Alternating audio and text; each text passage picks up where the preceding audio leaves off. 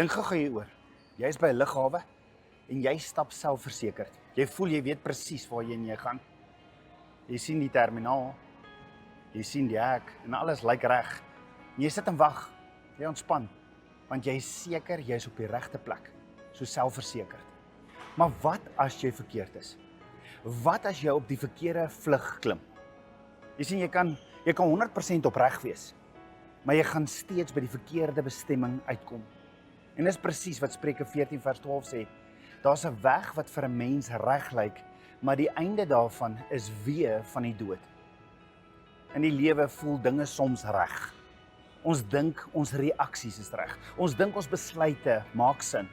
Ons sê dis regverdig. Dis hoe dit moet wees. Maar net omdat dit reg voel, beteken nie dit is reg nie.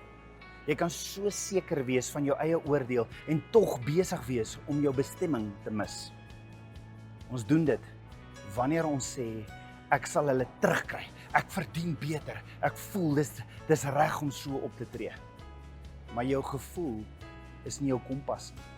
Jou eie oordeel kan jou mislei.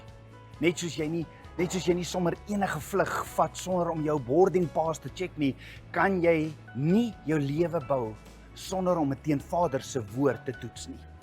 Want as jy op die verkeerde pad is, al lyk dit hoe goed, gaan dit jou op 'n plek uitbring wat jy nooit bedoel het om by te wees nie. Selfgeregtigheid lyk reg, maar dit lei tot leegheid. En hoor gou-gou, Abba Vader se woord lyk soms moeiliker, maar dit lei tot die ewige lewe.